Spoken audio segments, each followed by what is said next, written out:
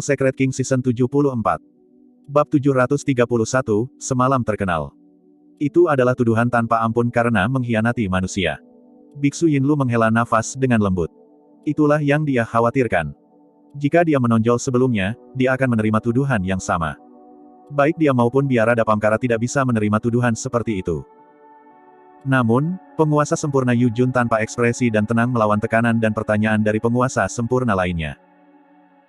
Istana Enigma memiliki status khusus dan memiliki kepercayaan diri untuk tidak berafiliasi dengan Sekte Abadi, Buddha, dan Iblis. Bagaimana kamu tahu dia iblis? Tuan Yujun yang sempurna bertanya secara terbalik. Dia memiliki inner core dan demonic ki akan menyebar saat dia menyalurkannya. Apalagi dia jika bukan iblis. Lord Tianming yang sempurna berkomentar dengan dingin. Hah? Bangsawan Yujun yang sempurna bertanya lagi, dia memiliki inti emas yang menyebarkan energi roh saat dia menyalurkannya dan dia juga memiliki fenomena ganda. Bukankah itu membuatnya menjadi seorang kultivator? Petik 2. Kamu. Lord Tianming yang sempurna tidak bisa berkata-kata untuk beberapa saat. Biksu Wei Fu merenung sejenak. Jika kita tidak yakin, mari kita batalkan haknya untuk ikut serta dalam pertarungan untuk peringkat fenomena terlebih dahulu. Iya, itu juga berhasil. Lord Beidou yang sempurna mengangguk. Pada saat itu, Su Zimo mencibir secara internal. Orang-orang itu ingin mencabut haknya untuk mengambil bagian dalam peringkat fenomena sebagai pilihan terbaik kedua setelah menyadari bahwa bangsawan Yujun yang sempurna tidak akan menyerah. Bangsawan Yujun yang sempurna berkata dengan acuh tak acuh, tidak perlu itu. Karena tidak ada yang yakin apakah anak ini manusia atau iblis, kami akan membiarkan puncak fenomena segudang memberitahu kami jawabannya. Petik 2. Maksud kamu apa? Tuan Hunyi yang sempurna mengerutkan kening. Tuan Yujun yang sempurna menunjuk ke puncak fenomena segudang. Gunung ini memiliki kekuatan dharma yang dijiwai oleh Fairy Linglong yang bertahan selamanya. Jika seseorang dari ras lain mencoba mendaki puncak fenomena segudang dan menantang otoritas Fairy Linglong, mereka pasti akan dibunuh tanpa ampun. Petik 2. Jika dia manusia, dia secara alami memiliki hak untuk mendaki puncak fenomena segudang. Jika dia iblis, tidak ada yang bisa disalahkan jika dia dibunuh oleh kekuatan dharma yang ditinggalkan oleh Fairy Linglong. Petik 2. Meskipun kata-katanya kasar, Su Zimo tahu bahwa Lord Yujun yang sempurna membantunya. Apa yang dia maksudkan adalah bahwa jika para penguasa sempurna lainnya memiliki keraguan lagi, mereka tidak akan menantang penguasa sempurna Yujun atau Istana Enigma, tetapi Peri Linglong sendiri. Cukup benar. Tuan Hunyi yang sempurna mendengus. Ekspresi Lord Tianming yang sempurna dan yang lainnya berubah suram saat mereka bertukar pandang dan tidak lagi berbicara. Konflik singkat antara Naschen Souls tegang dan banyak inti emas di bawah menyaksikan dengan gugup sambil berkeringat dingin. Tanpa diduga, kesulitan yang ditimbulkan oleh kekuatan gabungan dari banyak sekte abadi dan Buddha hampir membuahkan hasil dan Su Zimo hampir terbunuh, tetapi semuanya diselesaikan oleh beberapa komentar dari Lord Yujun yang sempurna. Su Zimo merasa lega dan niat membunuh di matanya juga menghilang. Anda harus berhati-hati jika ingin mendaki puncak fenomena segudang. Tidak peduli apa, Anda tidak boleh menggunakan kekuatan inti dalam Anda dan melepaskan ki iblis apapun. Gumpalan tunggal akan membuatmu terbunuh oleh Myriad Phenomenon Peak. Petik 2. Tiba-tiba, kalimat itu terdengar di benak Su Zimo. Itu adalah bangsawan Yujun yang sempurna menggunakan kesadaran rohnya untuk mengingatkan Su Zimo tentang niat baik dan orang luar tidak bisa mendengarnya sama sekali. Su Zimo melirik bangsawan yang sempurna Yujun dengan ekspresi bersyukur. Jika Tuan yang sempurna Yujun tidak menonjol sebelumnya, dia mungkin sudah menyerang. Terima kasih. Dia melirik Lin Xuanji di sampingnya dan mengucapkan terima kasih dengan lembut. Bangsawan Yujun yang sempurna adalah orang asing baginya dan satu-satunya koneksi ke Istana Enigma adalah Lin Xuanji. Su Zimo tahu bahwa Lin Xuanji jelas merupakan alasan mengapa Lord yang sempurna Yujun membantunya. Tanpa diduga, Lin Xuanji menggelengkan kepalanya. Ini bukan hanya karena aku. Jangan lupa, kamu diakui oleh Istana Kaisar Manusia. Enigma Palace pasti akan membantu Anda dengan fakta itu saja. Petik 2. Tiba-tiba, Su Zimo tercerahkan. Kaisar Manusia adalah pendamping Dao dari Peri Linglong. Pengakuan Istana Kaisar Manusia setara dengan pengakuan Istana Enigma. Karma benar-benar sesuatu yang bekerja dengan cara yang misterius. Biarkan pertempuran eliminasi peringkat fenomena inti emas secara resmi dimulai. Tiba-tiba, suara Lord Yujun yang sempurna terdengar sekali lagi dan bergema di setiap sudut kota Myriad Phenomenon. Ledakan. Kerumunan menjadi gempar. Para pembudidaya yang mengambil bagian dalam peringkat fenomena secara alami sangat bersemangat, bahkan para kultivator yang hanya menonton pun bersemangat dan emosional. Peringkat fenomena kali ini akan menjadi sangat intens. Hari ini, ribuan fenomena inti emas akan bentrok secara intens. Banyak fenomena kuno yang hilang akan muncul kembali dan menerangi lubang, bentrok satu sama lain dengan kecemerlangan yang tak ada habisnya.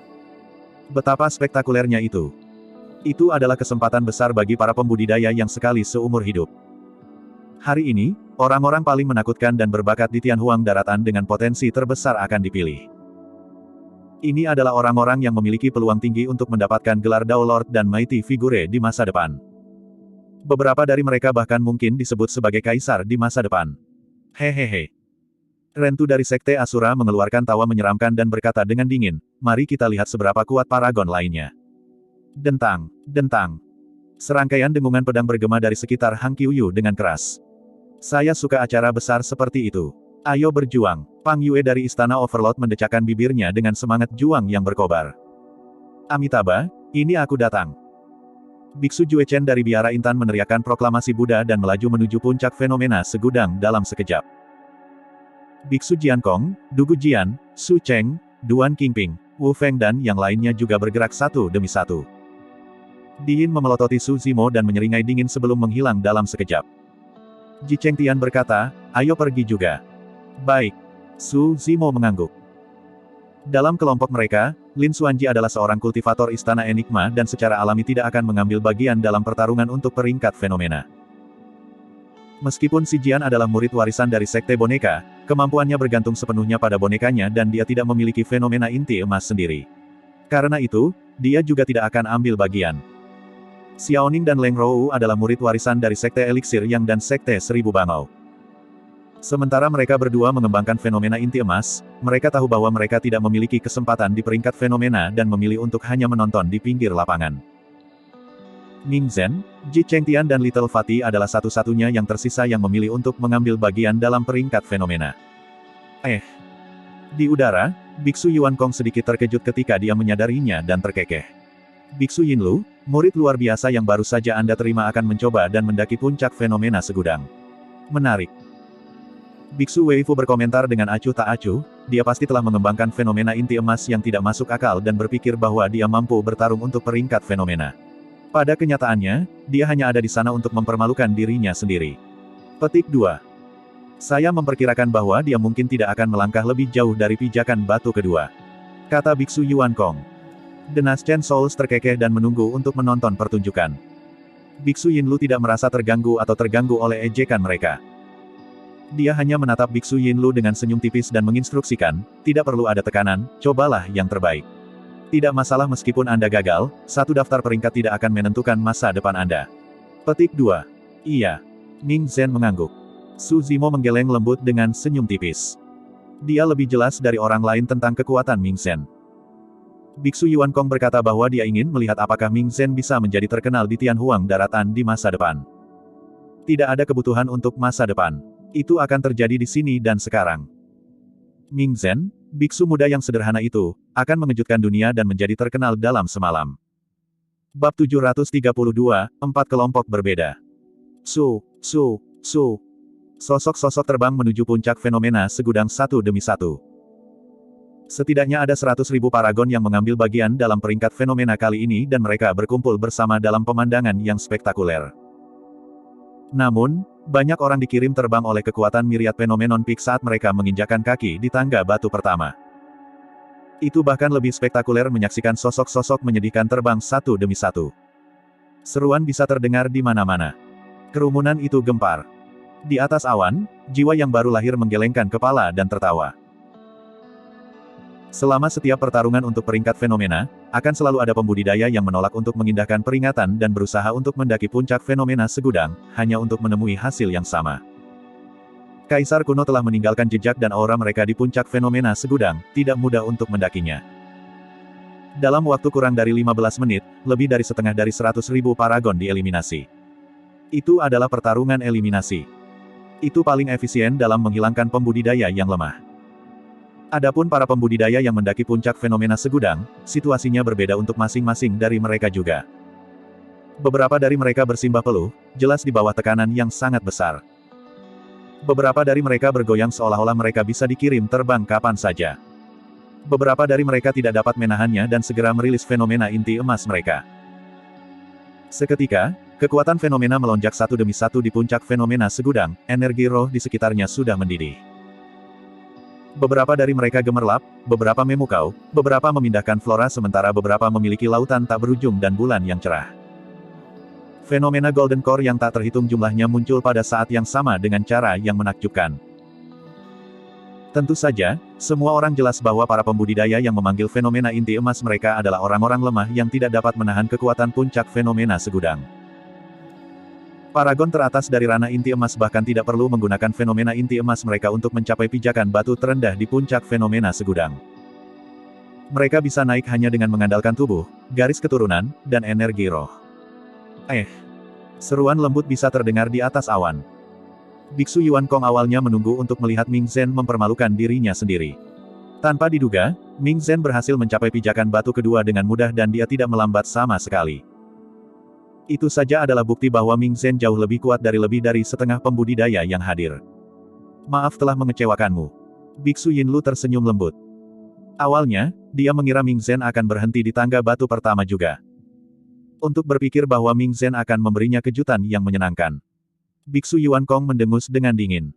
Tidak banyak, ada lebih dari 10.000 pembudidaya yang tersisa di Mong Yuan Kong. Kita akan lihat apakah dia bisa mencapai 108 teratas. Petik 2.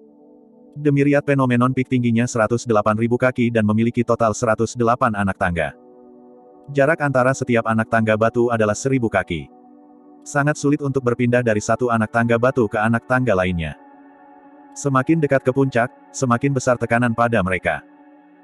Dalam waktu kurang dari 1 jam, hanya ada sedikit lebih dari 10.000 pembudidaya yang tersisa di puncak fenomena segudang.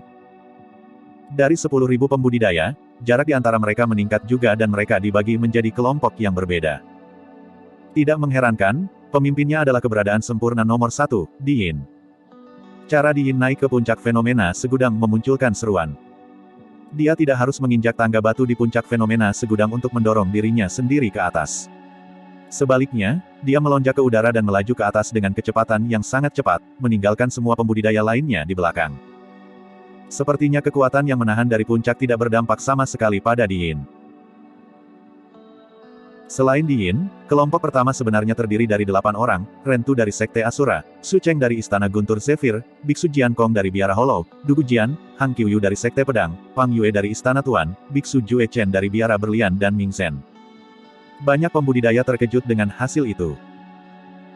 Semua orang mengharapkan Rentu, Su Cheng, Mong Jian Kong, Hang Qiuyu, Pang Yue dan Mong Jue Chen berada di tim pertama karena mereka semua adalah paragon tingkat atas yang tiada taraf. Apa yang tidak diharapkan oleh siapapun adalah 2 orang pembudidaya yang tidak dikenal masuk ke dalam kelompok dan mengikuti dari dekat tanpa ada tanda-tanda jatuh. Salah satunya adalah Dugu Jian dari klan bangsawan budidaya di wilayah utara. Pembudidaya pedang adalah jenis pembudidaya khusus dan dikenal karena kekuatan membunuh yang menakutkan. Sekte pedang dianggap sebagai tempat ziarah bagi semua pembudidaya pedang. Fakta bahwa seorang kultivator pedang entah dari mana mampu mengimbangi murid warisan sekte pedang menyebabkan keributan. Di puncak fenomena segudang, Hang Qiuyu memiliki tatapan yang sangat tajam dan dia melirik Dugu Jian dari waktu ke waktu. Namun, Dugu Jian tidak menyadarinya, hanya maju dalam diam sambil melihat pedang panjang di tangannya. Ming Zhen adalah orang lain yang semua orang terkejut melihatnya. Tidak ada yang mengira dia mampu mengimbangi 2 paragon terkuat dari Biara Buddha. Selanjutnya, Ming Zhen terlihat energi dan tidak menunjukkan tanda-tanda kelelahan. Biksu Yuan Kong tampak mengerikan. Lebih dari sekadar mendapatkan tempat di peringkat fenomena. Orang ini memiliki peluang tinggi untuk masuk 10 besar. Selamat menerima bakat, Biara Dapamkara. Lord Luo Sue yang sempurna tersenyum lembut dan mengucapkan selamat dengan kepalan tangan. Biksu Yinlu tersenyum. Bahkan dengan ketenangannya, dia hampir tidak bisa menahan kegembiraan di matanya. Biara Dapamkara benar-benar beruntung, datang jauh-jauh ke kota Myriad Phenomenon untuk mendapatkan freebie, kata The Perfected Lord of Clear Heart Nuneri dengan nada asin. Pada saat itu, murid dari Clear Heart Nuneri sudah jatuh ke kelompok ketiga, dia secara alami tidak puas. Biksu Weifu mengangkat alisnya dengan lembut. Tidak masalah meskipun dia berhasil masuk ke grup pertama untuk saat ini. Nanti, dia harus mengandalkan fenomena inti emasnya untuk terus maju melawan tekanan apapun yang terjadi. Petik 2. Betul sekali. Biksu Yuan Kong menambahkan, tanpa fenomena inti emas yang kuat untuk mendukungnya, semua yang terjadi sekarang hanya akan berlalu. Biksu Yinlu tidak membantah. Namun, dia sangat mengantisipasi jauh di dalam hatinya seperti apa fenomena inti emas Mingsen.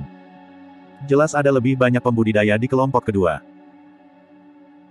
Demones Ji dari Pure Maiden Sect, Little Fatih of Tomb Sect, Duan Qingping dari Clearwind Temple, Wu Feng dari Purple Firmament Sect, Ling Han dari Snowdrift Valley, Nihao dari Chaos Essence Sect dan Qin Li dari Illusion Fianchul, ada sekitar 30 orang.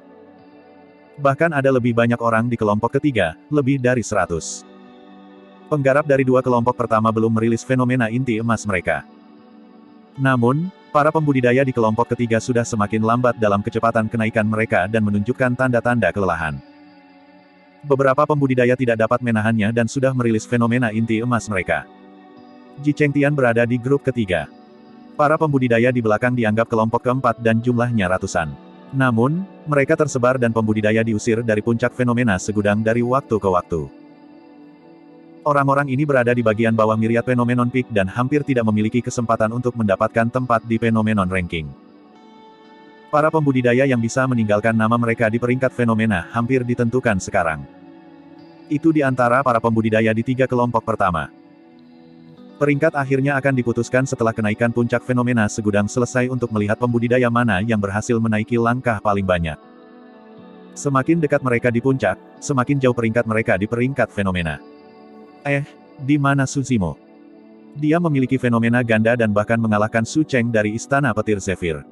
Dia seharusnya berada di grup pertama, tapi kenapa aku tidak melihatnya? Petik 2. Serangkaian diskusi pecah dari kerumunan. Lihat, dia di sana. Semua pembudidaya melihat sekeliling dan tak lama kemudian, mereka menemukan bahwa Su Zimo berada di kelompok keempat. Dia tampak sederhana, berbaur dengan kerumunan. Bagaimana ini bisa terjadi? Mungkinkah dia benar-benar ditekan karena inner core-nya? Fufu, dia yang meminta ini. Itu salahnya sendiri. Petik 2. Di antara kerumunan, beberapa orang mencibir sementara yang lain khawatir.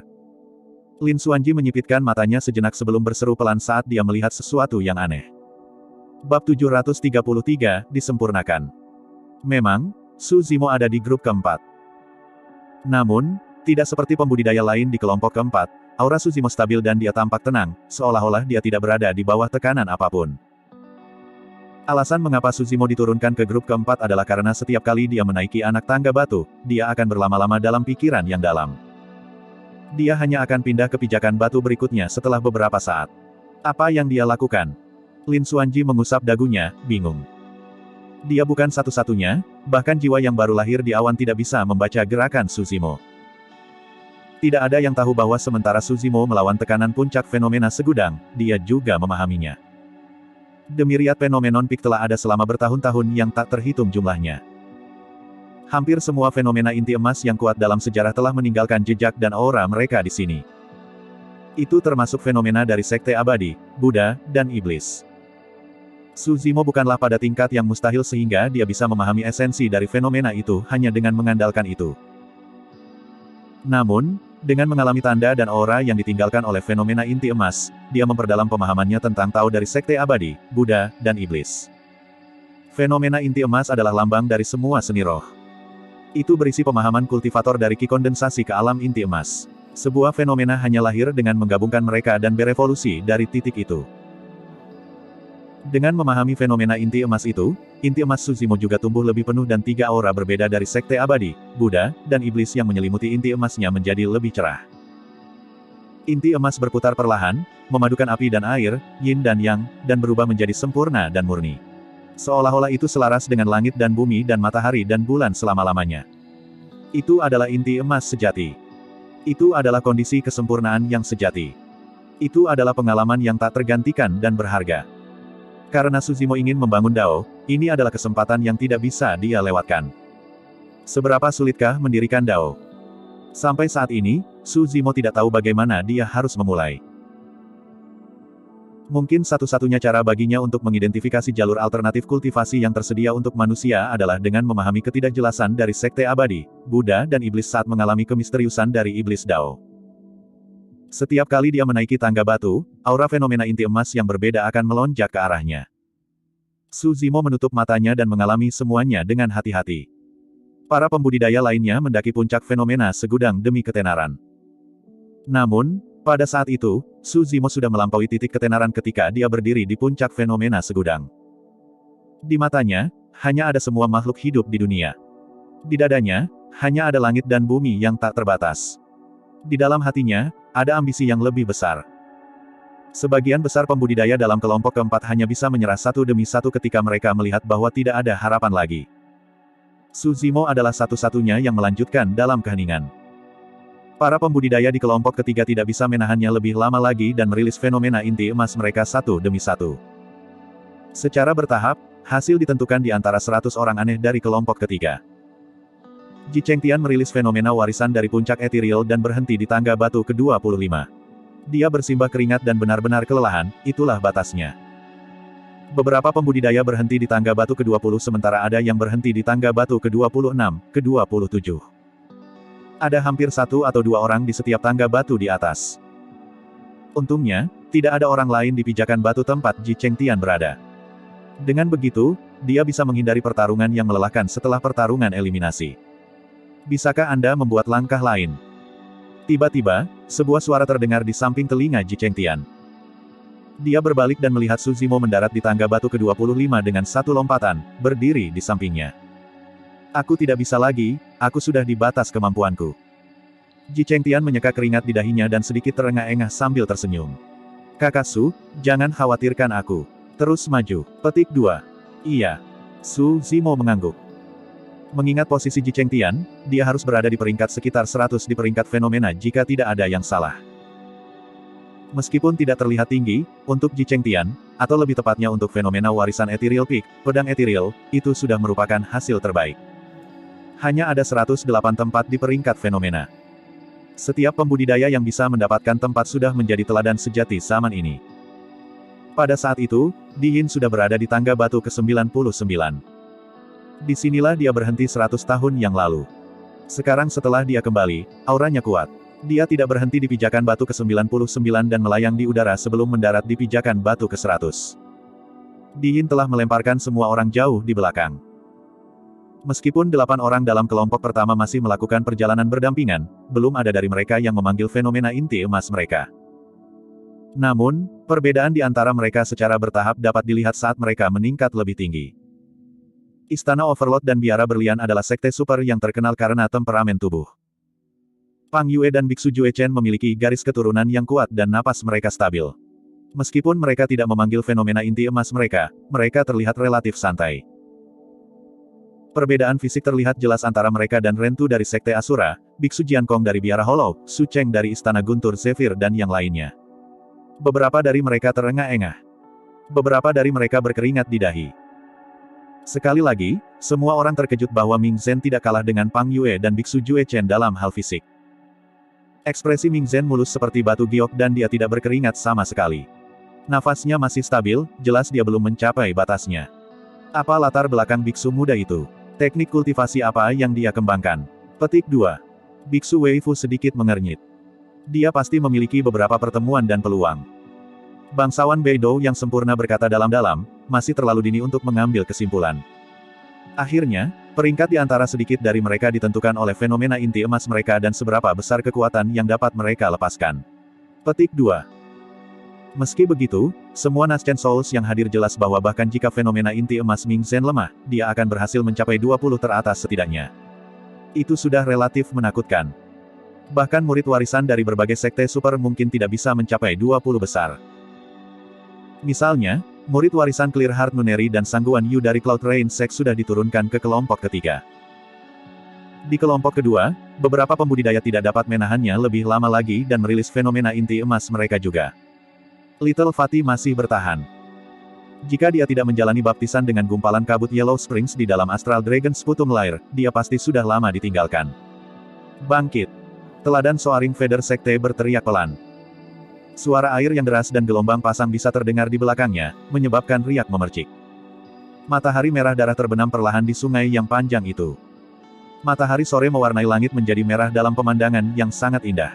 Bahkan permukaan sungai pun ternoda merah dan menjelma menjadi sungai darah dengan bau darah yang menyengat. Lihat, itu fenomena warisan dari Sekte Bulu Melonjak. Fenomena kuno, Long River Sunset. Serangkaian seruan datang dari kerumunan. Dengan dorongan dari fenomena inti emasnya, teladan dari Soaring Feather Sekte dihidupkan kembali. Dia terlihat jauh lebih santai saat kecepatannya meningkat dan dia berlari ke puncak. Galaxy Vortex. Teladan dari sekte di Persurgawi tidak bisa menahannya lebih lama lagi dan melepaskan fenomena inti emasnya juga. Malam tiba dengan cepat. Langit di atas kepalanya dilapisi dengan bintang-bintang yang berkilau dengan cara yang menakjubkan. Tiba-tiba, seolah-olah ada gaya magnet. Bintang-bintang yang memenuhi langit mulai berputar menjadi pusaran raksasa. Bintang yang tak terhitung jumlahnya bertabrakan dan percikan terbang kemana-mana, melepaskan fluktuasi energi yang menggigil. Pusat pusaran itu sepertinya bisa menghancurkan segalanya. Teladan dari sekte di Persurgawi meraung dalam dan kecepatannya meledak. Paragon lain dari kelompok kedua merilis fenomena inti emas mereka satu demi satu. Seketika, banyak fenomena kuno melintas di celah-celah dengan cara yang mengejutkan. Bab 734, Pembalikan Alam. Semua pembudidaya di sekitar puncak fenomena segudang merasakan pompa darah mereka saat melihat itu.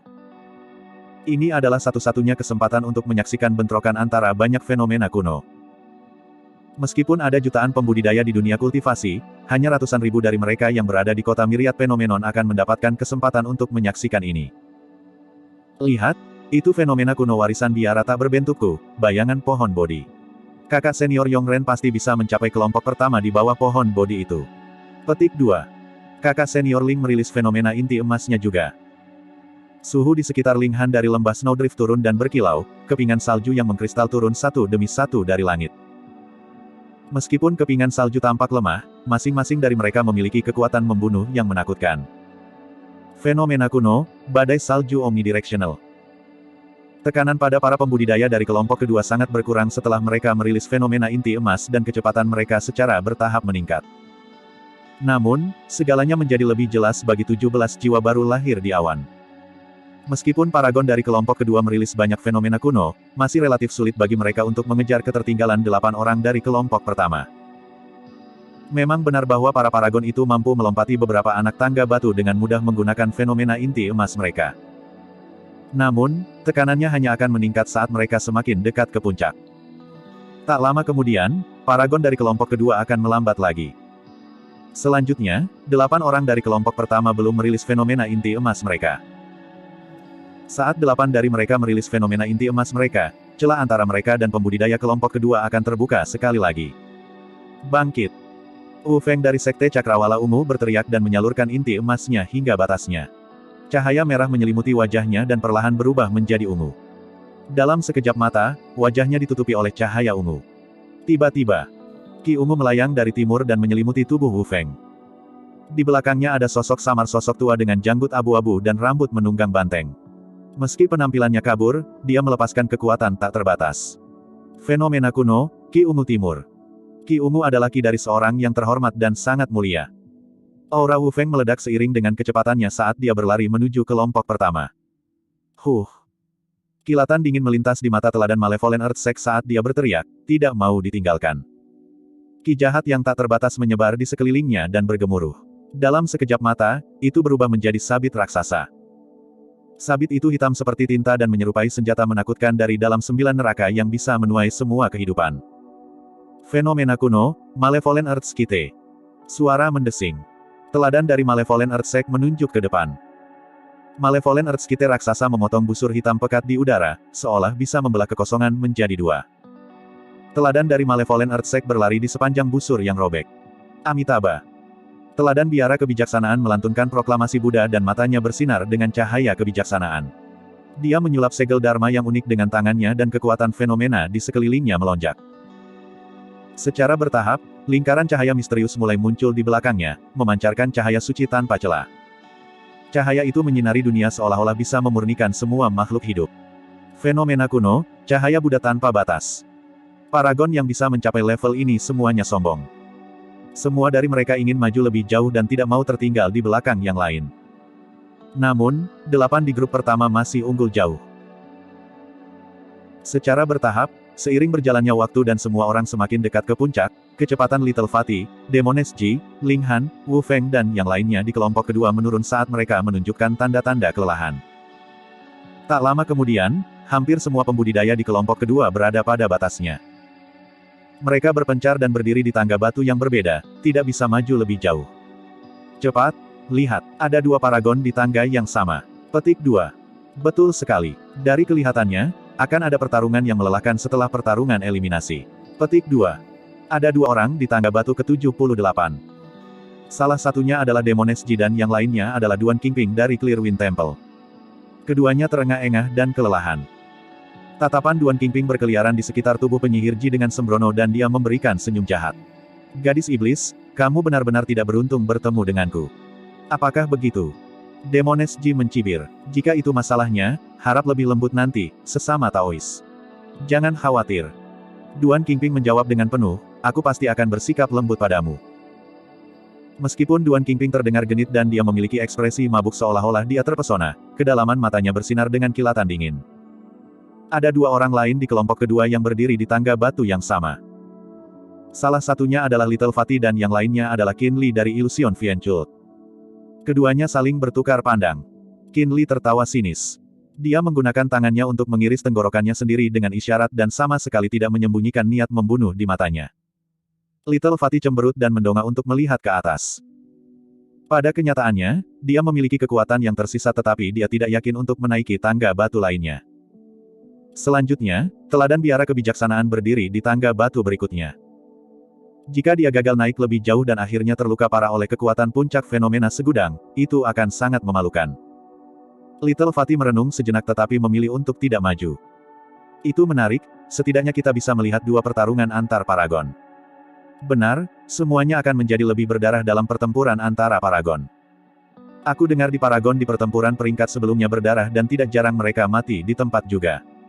Itu wajar, semua paragon ini sombong dan tidak satupun dari mereka akan sujud kepada yang lain. Itu normal bagi mereka untuk bertarung sampai mati terutama jika sekte mereka memiliki perselisihan sejak awal. Petik 2. Para pembudidaya yang menonton berdiskusi dengan panas dengan wajah bersemangat. Secara alami, mereka semua ingin menyaksikan lebih banyak pertempuran peringkat. Posisi paragon di grup kedua hampir pasti dan tidak akan ada banyak perubahan pada peringkat lagi. Ya, pada dasarnya hasilnya telah diputuskan. Tiba-tiba, seseorang berseru dan menunjuk ke puncak fenomena segudang dengan kaget. Cepat, lihat, ada seseorang di sana. Petik 2. Itu, Su Zimo. Semua orang tertarik pada 8 orang di grup pertama dan fenomena kuno yang tak terhitung di grup kedua, mereka hampir melupakan Su Zimo yang meluangkan waktunya di bawah. Ada yang tidak benar, dia sepertinya lebih cepat dari sebelumnya. Petik 2. Memang, dia menjadi jauh lebih cepat. Bagaimana ini bisa terjadi? Biasanya, tekanan yang dialami oleh seorang kultivator meningkat semakin dekat mereka ke puncak. Dengan demikian, mereka secara alami akan melambat juga. Namun, tidak ada pembudidaya yang hadir yang bisa mengetahui mengapa kecepatan Su Zimo malah meningkat, seolah-olah dia tidak bisa merasakan tekanan dari gunung. Apa yang para pembudidaya tidak tahu adalah bahwa Su Zimo sudah berada di alam inti emas yang sempurna. Dia berada pada tingkat pemahaman baru terhadap intinya. Dia sudah memahami sebagian besar tanda dan aura yang ditinggalkan oleh fenomena kuno di Myriad Phenomenon Peak dan tidak banyak yang tersisa. Selanjutnya, kecepatan pemahamannya meningkat saat dia maju juga. Dalam waktu singkat, dia bisa mengalami ketidakjelasan dan kemisteriusan dari Tao Abadi, Buddha dan Iblis di balik fenomena mereka. Aura di sekitar Su Zimo menjadi semakin murni. Seolah-olah dia telah kembali ke keadaan beresonansi dengan alam. 17 jiwa baru lahir di atas awan merasakan jantung mereka berdetak kencang saat merasakan perubahan pada Su Zimo. Semua mata mereka bersinar terang dengan ekspresi tidak percaya.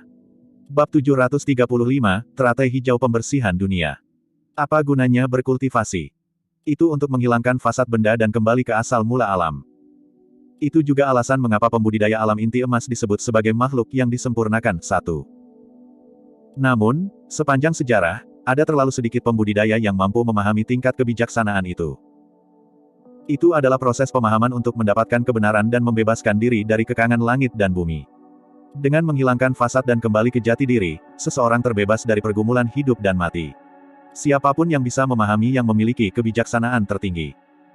Pada saat itu, Su Zimo sedang melewati jalan kuno di sepanjang bekas peninggalan para pendahulunya. Akhirnya, ia membiarkan aura yang berbeda dari Tao Abadi, Buddha dan Iblis di dalam hatinya untuk menyelaraskan dengan inti emasnya dengan sempurna dan tiba di alam kembali ke alam. Sepertinya era keemasan benar-benar telah tiba di Tianhuang daratan. Biksu Yinlu meratap secara emosional, sangat jarang bagi monster yang berinkarnasi yang memiliki kekayaan dan kebijaksanaan luar biasa untuk muncul. Untuk berpikir bahwa mereka berdua akan lahir secara berurutan di era ini. Sepertinya Di Yin memiliki kecocokan. Petik 2. Fu. Bangsawan Hun Yi yang sempurna terkekeh bangga dengan penghinaan di matanya saat dia menggelengkan kepalanya. Sungguh, pemuda itu memiliki kebijaksanaan dan kekayaan yang besar. Namun, dia jauh dari sebanding dengan Di Yin. Petik 2. Kita akan membicarakannya saat dia bisa mengejar jejak Di Yin. Saat ini, dia tidak memenuhi syarat untuk dibandingkan dengan Di Yin. Petik 2. Biksu Yinlu tidak menjawab.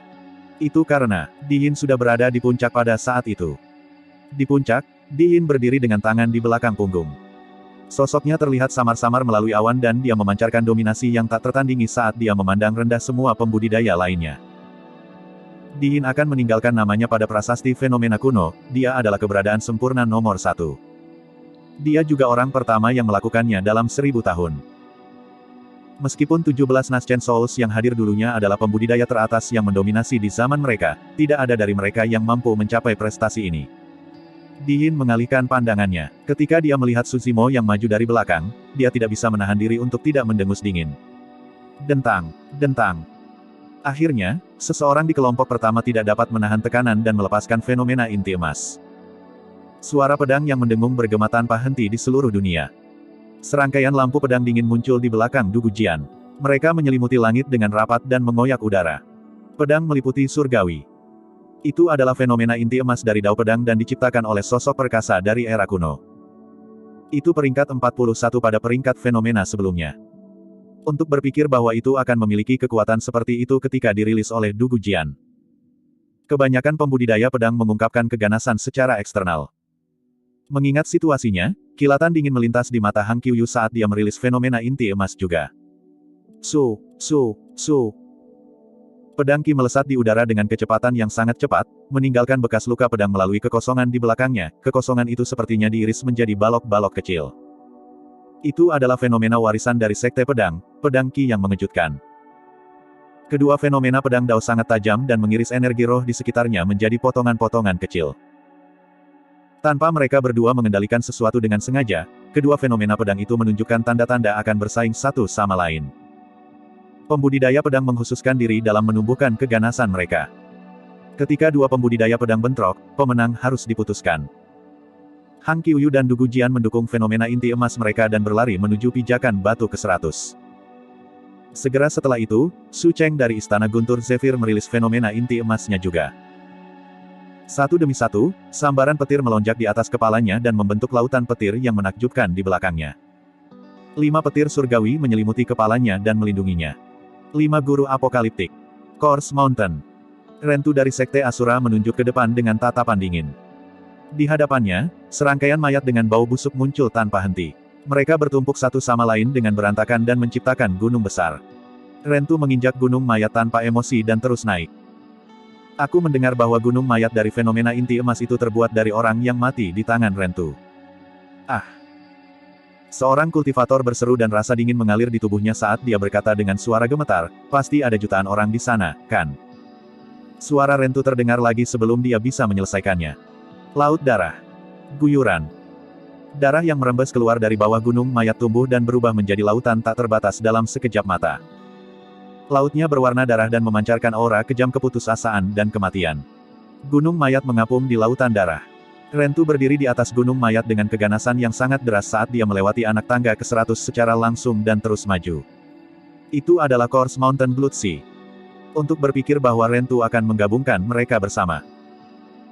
Saya ingat bahwa orang sebelumnya yang mengolahnya ke tingkat yang menakutkan adalah seorang ahli dari Sekte Asura 1000 tahun yang lalu dan dia adalah Asura dari generasi ini. Kenyataannya, Course Mountain dan Blood Sea adalah dua fenomena kuno yang mendapat peringkat sangat tinggi dalam peringkat fenomena.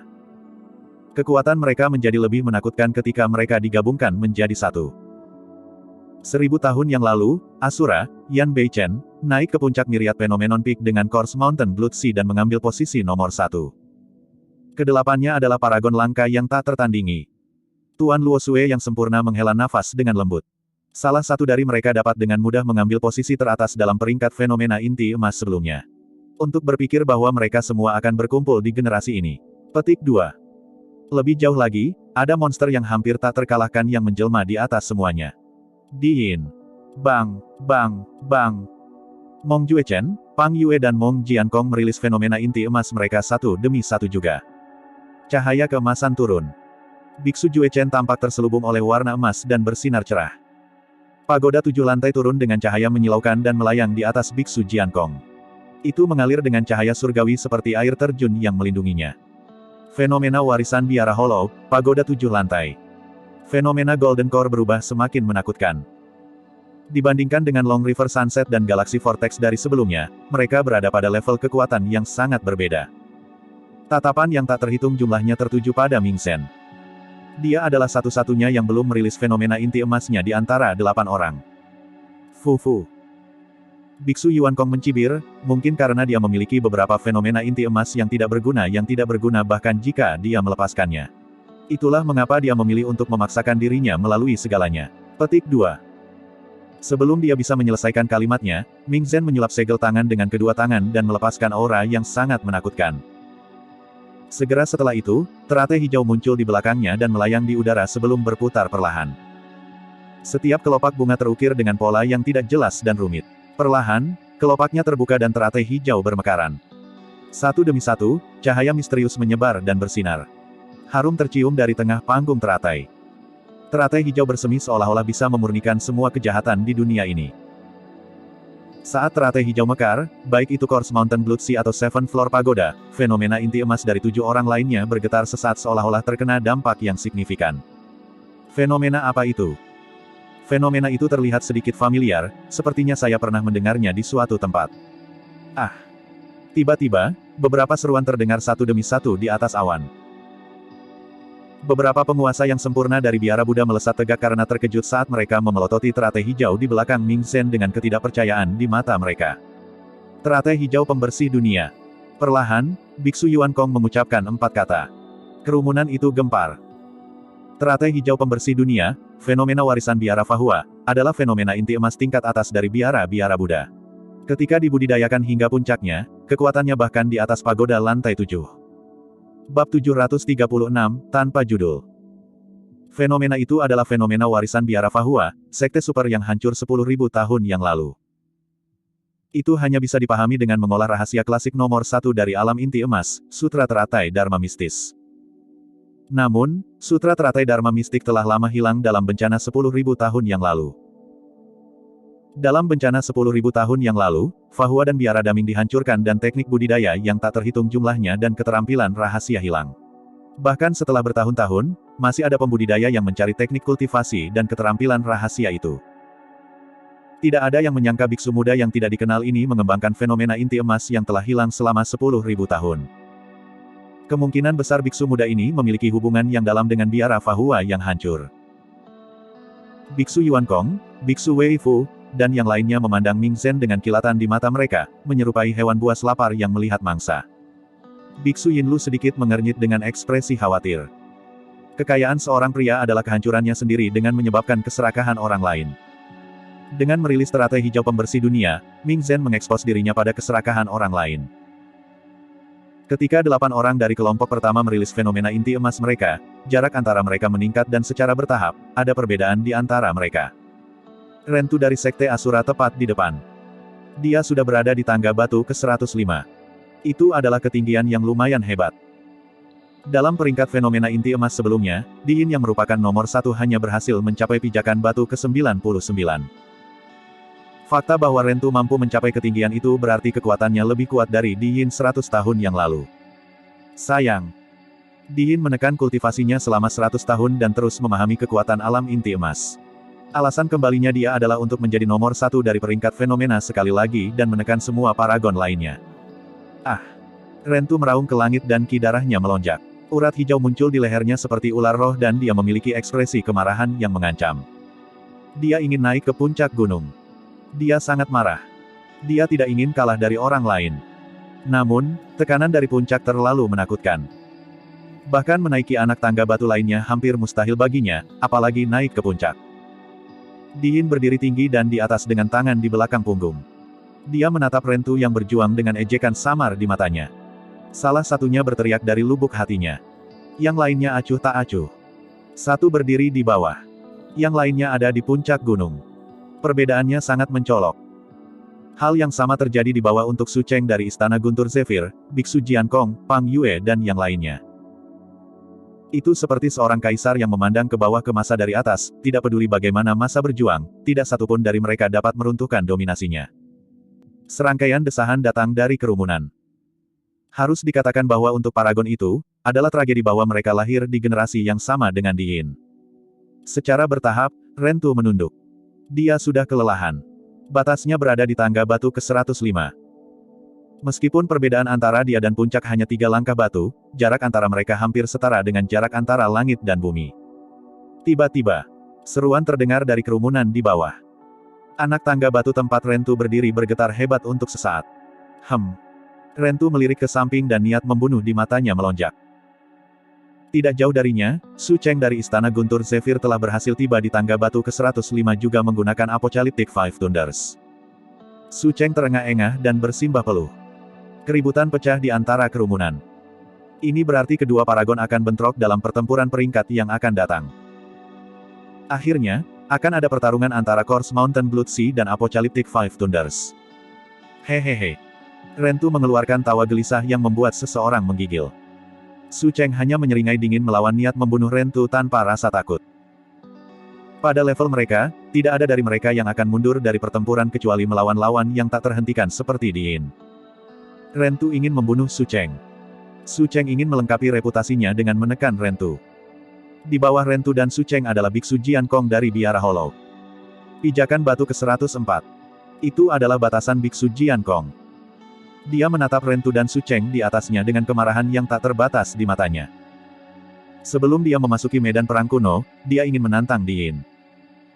Ketika Di Yin naik ke puncak sebelumnya, dia menyadari perbedaan di antara mereka. Namun, dia merasa bahwa dia pasti berada di 3 besar peringkat fenomena. Untuk berpikir bahwa dia hanya bisa puas dengan tempat keempat sekarang. Cepat, lihat, akan ada pertempuran besar lainnya. Petik 2. Menarik. Ini akan menjadi pertarungan antara biara Buddha. Keributan kembali terjadi dari kerumunan. Biksu Jiankong berbalik secara naluriah. Orang lain telah muncul di tangga batu ke-104. Itu adalah biksu muda bernama Ming Zhen. Sebuah teratai hijau yang mekar melayang di belakang Ming Zhen. Itu terlihat sangat biasa tapi memancarkan aura yang menakutkan. Murid Biksu Jiankong mengerut. Dia tidak peduli dengan biksu muda ini sebelumnya. Tapi sekarang, sepertinya tempat keempatnya di peringkat fenomena belum dikonfirmasi. Ming Zhen bahkan tidak melirik Biksu Jiankong, hanya melihat ke tangga batu ke-105 dengan ekspresi tenang. Kakinya bertahan sejenak sebelum dia melanjutkan ke depan. Apa yang dilakukannya? Apakah dia mencoba untuk melangkah ke pijakan batu berikutnya? Petik 2. Tidak heran mengapa itu adalah klasik mistik nomor 1 dari ranah inti emas. Banyak pembudidaya tercengang ketika mereka melihat tindakan Ming Zhen. Namun, Ming Zhen hanya naik setengah jarak ke pijakan batu berikutnya ketika dia bergoyang dan mendengus sebelum mendarat kembali di pijakan batu ke-104 lagi. Fu. Biksu Jiankong mau tidak mau mencibir, kamu melebih-lebihkan dirimu sendiri. Ming Zhen mencengkeram dadanya dan darah mengalir dari sudut bibirnya. Dia hanya melirik Biksu Jiankong tetapi tidak membantah. Biksu Yinlu menghela nafas dengan lembut. Bangsawan Luo Sue yang sempurna memelototi Biksu Yuan Kong dan berkata dengan dingin, jika seseorang tidak melukai biksu muda ini sebelumnya dengan menyalahgunakan senioritasnya, dia mungkin sudah naik ke pijakan batu ke-105. Banyak pembudidaya tiba-tiba teringat. Sebelum bertarung memperebutkan peringkat fenomena, Biksu Yuan Kong menggunakan bahasa Sanskerta untuk melukai Ming Zhen. Ming Zhen telah mendaki Myriad Phenomenon Peak dengan cedera. 2 orang berdiri di tangga batu ke-103 di bawah Biksu Jian Kong dan Ming Zhen juga. Hang Qiuyu dari Sekte Pedang dan Dugu Jian dari Klan Dugu. 2 pembudidaya pedang hebat akan bertarung habis-habisan. Pertarungan untuk peringkat fenomena ini jauh lebih intens daripada yang dibayangkan siapapun. Sudah ada 3 pertarungan sendirian untuk pertarungan peringkat 10 tempat teratas. Ini jarang terjadi di peringkat fenomena sebelumnya. Setelah mereka berdua datang Pang Yue dari Istana Overlord di anak tangga 102. Di tangga batu ke-101 adalah Biksu Jue Chen dari Biara Berlian. 8 orang dari kelompok pertama telah berhasil melewati anak tangga batu ke-100. Pertarungan untuk peringkat fenomena kali ini benar-benar intens. Tidak kusangka ada begitu banyak paragon yang berkumpul. Petik 2. Saatnya memasang taruhan. Tidak ada keraguan tentang siapa yang berada di puncak peringkat fenomena. Mari tebak siapa yang akan menjadi yang kedua, keempat, dan... Petik 2. Sebelum pembudidaya itu menyelesaikan kalimatnya, tatapannya menyapu dan membeku di puncak fenomena segudang sementara mulutnya menganga secara bertahap. Apa yang salah? Beberapa pembudidaya bertanya saat mereka berbalik ke arah tatapan orang itu. Sepertinya kita telah melupakan seseorang. Kultivator itu tidak bisa menahan keterkejutan di matanya. Di Myriad Phenomenon Peak, sosok naik dengan cepat, melonjak ke langit melampaui satu sosok demi satu. Pijakan batu ke-90. Pijakan batu ke-91. Pijakan batu ke-98. Bahkan setelah pijakan batu ke-100. Kecepatan sosok itu tidak menunjukkan tanda-tanda berkurang dan masih terus maju. Bab 737, Puncak. Orang itu benar-benar menakutkan. Dia tidak melepaskan fenomena inti emasnya untuk 100 langkah pertama dan menerjangnya hanya dengan mengandalkan fisiknya. Petik 2. Dikatakan bahwa fisiknya sebanding dengan binatang buas berdarah murni. Memang, tidak ada yang dilebih-lebihkan sama sekali. Petik 2. Tidak banyak, Diin hanya merilis fenomena inti emasnya setelah pijakan batu ke-100 juga. Pada saat itu, tatapan yang tak terhitung jumlahnya tertuju pada sosok hijau di puncak fenomena segudang. Saat semua orang berdiskusi, Suzimo sudah menginjakan kaki di tangga batu ke-100. Ledakan. Saat dia mendarat di tangga batu itu, mata Suzimo bersinar terang saat dia sedikit mengerutkan kening. Tekanan yang datang dari atas telah meningkat secara signifikan setelah pijakan batu ke-100. Bahkan dengan fisiknya, dia merasakan ketegangan. Tentu saja, itu karena dia tidak menggunakan kekuatan inti batinnya. Suzimo memperkirakan bahwa jika dia menggunakan kekuatan inti batinnya dan meledak dengan kekuatan penuh ki darahnya, dia bisa mencapai puncak-puncak fenomena segudang bahkan tanpa melepaskan fenomena inti emasnya. Tentu saja, itu tidak praktis. Bangsawan Yujun yang sempurna memperingatkannya bahwa menggunakan kekuatan inti batinnya di puncak fenomena segudang berarti mendekati kematian. Retak, retak, retak. Langit di atas kepala Suzimo robek berulang kali dan kilat menyambar. Hujan deras turun, berubah menjadi banjir lebat dengan meteor tak berujung. Seolah-olah kiamat telah turun. Ledakan, ledakan, ledakan, ledakan. 4 pilar batu raksasa yang menembus surga berdiri di tengah banjir. Di bagian atas pilar batu ada cangkang yang menutupi langit, terukir dengan pola misterius yang sepertinya berisi rahasia alam semesta yang tak ada habisnya. Keempat anggota badan itu menekan gelombang pasang yang mengamuk dan cangkangnya menopang langit yang rusak.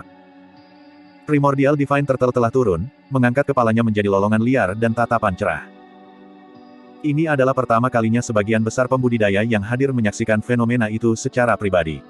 Ekspresi mereka berubah dan keterkejutan tak berujung memenuhi mata mereka. Fenomena primordial itu sudah lama hilang. Bahkan 17 Naschen Souls yang hadir belum pernah menyaksikannya secara pribadi sebelumnya. Tidak heran mengapa Dewa Primordial yang melindungi masa untuk berpikir bahwa itu akan memiliki kekuatan seperti itu. Biksu Yin Lu meratap. Bangsawan Luosue yang sempurna berkata dalam-dalam, umat manusia pasti akan makmur dengan kebangkitan fenomena primordial yang hilang ini. Lord Hunyi dan Mong Yuan Kong yang sempurna hanya menyeringai dingin dengan sikap acuh tak acuh. Meskipun Lord Yujun yang sempurna tanpa ekspresi, ada sedikit kekhawatiran di matanya. Sementara kemunculan fenomena primordial mewakili datangnya era keemasan, itu juga bisa menyiratkan bahwa bencana yang tak terbayangkan sedang mendekat. Jika umat manusia bisa melewatinya, mereka akan makmur. Jika mereka tidak bisa, ada kemungkinan besar mereka akan dimusnahkan. Di era kuno, banyak kaisar bangkit dan keberadaan tertinggi tak tertandingi yang ditakuti sepanjang sejarah seperti kaisar manusia muncul, itulah alasan yang membangun keadaan Tianhuang daratan saat ini. Tapi sekarang setelah para kaisar telah meninggal dan kaisar manusia meninggalkan Tianhuang daratan untuk waktu yang lama sendirian, siapa yang akan menyelamatkan umat manusia jika bencana benar-benar datang? Saya mungkin tidak mengkhawatirkan apapun. Tuan Yujun yang sempurna menggelengkan kepalanya dan tersenyum mencela. Tekanan pada Suzimo berkurang secara signifikan setelah dia melepaskan Primordial Divine Turtle. Dia tiba di anak tangga batu ke-101 dan melampaui Biksu Jue Chen tanpa berhenti untuk melanjutkan. Langkah 102. Langkah 103. Biksu Jue Chen, Pang Yue dan Hang Qiuyu hanya bisa menyaksikan saat Suzimo melewati mereka. Ketiganya memiliki ekspresi yang bertentangan. Dalam pertempuran di bawah istana Kaisar Manusia 20 tahun yang lalu, para paragon dari Sekte Abadi, Buddha dan Iblis dibiarkan mati dan terluka. Kebanyakan dari mereka putus asa karena kemunduran dan terdegradasi menjadi bagian dari masa. Mereka bertiga adalah satu-satunya yang mengalahkan iblis batin mereka dan berdiri lagi. Mereka maju dengan hormat dan mendapatkan kembali tempat mereka sebagai murid nomor 1 dari sekte mereka di alam inti emas. Sebagian besar alasan mereka kembali adalah untuk menghapus rasa malu dari masa lalu mereka. Mereka ingin melawan Su Zimo lagi. Namun, Su Zimo sama sekali tidak memberi mereka kesempatan itu. Dia melampaui mereka dengan mudah di Myriad Phenomenon Peak. Semua orang tahu bahwa Su Zimo memiliki fenomena ganda. Sekarang dia sudah ada di sini dengan satu fenomena, di mana dia bisa maju dengan dua dari mereka. Bisakah dia benar-benar cocok dengan Di Yin? Secara bertahap, keheningan memenuhi sekitar puncak fenomena segudang. Semua pembudidaya ingin tahu di mana Su Zimo bisa mencapai. Di Yin berdiri di atas dan menatap Su Zimo tanpa ekspresi. Bang! Su Zimo telah naik ke tangga batu ke-105. Su Cheng sangat emosional saat dia memelototi Su Zimo dengan mata terbuka lebar. Puluhan hari yang lalu, dia bertarung melawan Su Zimo. Pada saat itu, Su Zimo merilis fenomena ganda dan menggabungkannya untuk menghancurkan Apocalyptic Five Thunders. Dan sekarang, dia sudah berada di level ini hanya dengan satu fenomena inti emas. Ini berarti bahwa kekuatan fenomena inti emas Su Zimo telah tumbuh ke level lain dalam puluhan hari ini. Tebakan Su Cheng benar dan salah. Memang benar kekuatan fenomena inti emas Su Zimo telah tumbuh. Namun, itu bukan selama lusinan hari ini, tetapi dalam perjalanannya mendaki puncak fenomena segudang sebelumnya. Dia memahami tanda dan aura yang ditinggalkan oleh para ahli kuno di Myriad Phenomenon Peak dan memperoleh wawasan tentang Tao dari Sekte Abadi, Buddha dan Iblis dari Ki Kondensasi, pendirian yayasan dan alam inti emas. Fenomena inti emasnya telah berevolusi sepenuhnya. Meskipun orang luar mungkin tidak dapat merasakannya, Su Zimo memahami bahwa perubahan terbesar. Dia berdiri di anak tangga batu ke-105 dan bertahan sejenak dengan mata tertutup. Tiba-tiba, Su Zimo membuka matanya dan meraung ke langit. Inti emasnya berputar dan gelombang panas yang menyengat dilepaskan.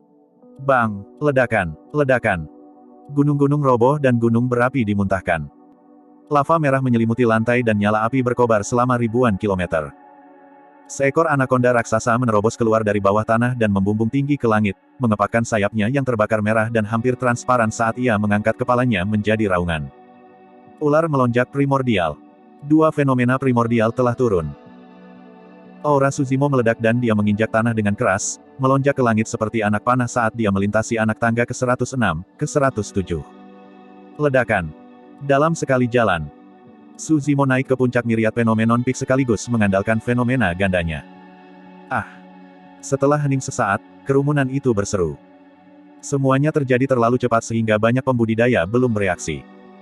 Dalam sekejap mata, ada orang lain di puncak Myriad Phenomenon Peak. Gunung itu tingginya 108.000 kaki dan awan mengapung di sekitarnya. Dua sosok berdiri di antara mereka, terlihat samar dan menyerupai kaisar tak tertandingi yang memandang rendah dunia fana. Banyak pembudidaya tampak sangat bersemangat. Dua orang di puncak gunung menyiratkan bahwa akan ada pertarungan yang mengguncang di antara mereka dalam pertempuran peringkat. Hai! Tuan Yujun yang sempurna menghela napas. Ini adalah hasil yang paling enggan dia saksikan sebagai kultivator Enigma Palace yang menjadi tuan rumah Phenomenon Ranking. Hilangnya salah satu dari dua paragon yang tak tertandingi ini tidak akan menguntungkan umat manusia. Di puncak, Di Yin menatap Su Zimo yang ada di sampingnya dan menyeringai dengan senyum palsu.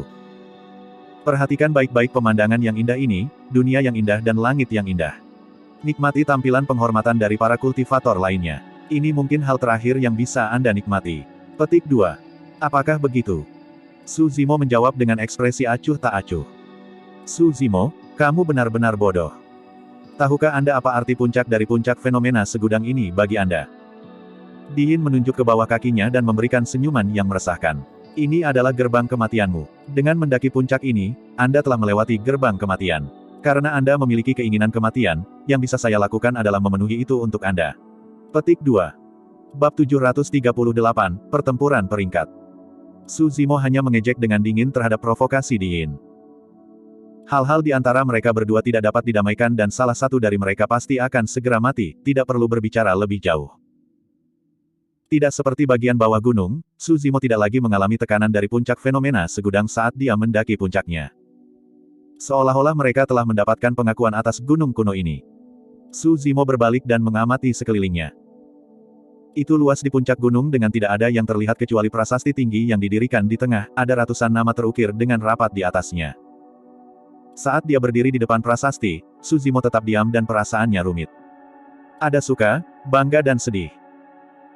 Tahun-tahun yang tak terhitung jumlahnya telah berlalu sejak zaman kuno dan peringkat fenomena diadakan secara konsisten setiap 100 tahun. Namun, hanya beberapa ratus pembudidaya ini yang berhasil naik ke puncak.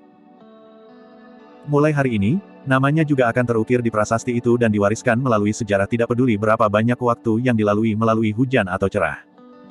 Dia seharusnya merasa bangga dan gembira. Kesedihan datang dari kenyataan bahwa dia tidak bisa berbagi kegembiraan ini dengan seseorang. Tanpa orang itu, dia bahkan tidak akan memiliki kesempatan untuk berkultivasi, apalagi meninggalkan namanya di prasasti fenomena kuno ini. Sepertinya aku semakin dekat denganmu lagi. Su Zimo menundukkan kepalanya di depan prasasti itu dan bergumam dengan senyum tipis. Meskipun dia masih sangat jauh dari dunia halus itu, dia percaya bahwa dia pasti akan tiba di sana cepat atau lambat dan mengikuti jejaknya. Kalian berdua dapat memadatkan energi roh Anda dan meninggalkan nama Anda di prasasti fenomena kuno. Suara Tuan Yujun yang sempurna terdengar. Su Zimo dan Di Yin menurut dan meninggalkan nama mereka pada prasasti. Gaya tulisan tangan pada prasasti berbeda untuk setiap orang. Ada yang runcing, ada yang tertahan, ada yang kasar dan tegas, ada yang anggun dengan guratan panjang, ada yang kokoh dan kuno sementara yang lain liar dan santai. Bantalan pendahulu mereka bisa dilihat melalui tulisan tangan mereka. Semua pembudidaya di bawah puncak gunung tampak iri. Pemeringkatan fenomena inti emas dilakukan setiap 100 tahun sekali. Namun, prasasti fenomena kuno ada di sana untuk selama-lamanya. Setiap pembudidaya yang berhasil menjadi kota fenomena segudang semuanya layak untuk istilah teladan. Saat itu, bangsawan Yujun yang sempurna berkata perlahan, prestasi hari ini tidak berarti kemuliaan di masa depan. Semuanya, Anda harus bekerja keras dan tidak mengendur. Petik 2. Sebuah nama yang tertinggal di prasasti fenomena kuno mungkin bukan bukti pencapaian seseorang di masa depan. Di antara beberapa ratus pembudidaya, banyak dari mereka yang mati juga. Surga sering iri pada mereka yang berbakat. Mereka terikat untuk menanggung kesulitan dan bahaya yang tak terbayangkan. Pada saat yang sama, ada juga pembudidaya yang menjadi kaisar tanpa meninggalkan nama mereka di prasasti fenomena kuno. Tidak ada di dunia ini yang mutlak. Bangsawan Yujun yang sempurna melanjutkan, peringkat fenomena baru sekarang keluar dengan akhir dari pertempuran eliminasi. Setelah sedikit istirahat, para pembudidaya dalam daftar akan menjalani pertempuran peringkat terakhir. Petik 2. Pertempuran peringkat diadakan di platform yang ditinggikan di kaki gunung. Peron itu setinggi 100 kaki dan sangat luas dengan cukup ruang untuk 10.000 orang untuk berdiri di atasnya pada saat yang bersamaan. Ada total 18 pertarungan peringkat kali ini. Tentu saja, yang ditunggu semua orang adalah pertarungan antara 10 besar peringkat fenomena. Pertandingan terakhir adalah antara Su Zimo dan Di Yin untuk perebutan peringkat teratas. Setelah pertempuran eliminasi, para pembudidaya di peringkat fenomena harus beristirahat sejenak untuk memulihkan stamina mereka. Dalam kelompok Su Zimo, selain Ji Chengtian, yang lainnya, Little Fatty, Demones Ji dan Ming Zhen, harus ikut serta dalam pertarungan melawan teladan lain untuk pertarungan peringkat terakhir. Little Fatty melawan Qin Li dari Illusion Vian Cult dari Sekte Iblis. Demones Ji melawan Duan Qingping dari Clearwind Temple dari Sekte Abadi. Ming Zhen melawan Biksu Jian Kong dari Biara Hollow dari Biara Buddha. Bagi para pembudidaya untuk sampai pada pijakan batu yang sama, itu adalah bukti bahwa perbedaan antara kekuatan fenomena mereka tidak terlalu besar. Namun, kekuatan bukanlah satu-satunya faktor penentu dalam pertarungan antar pembudidaya.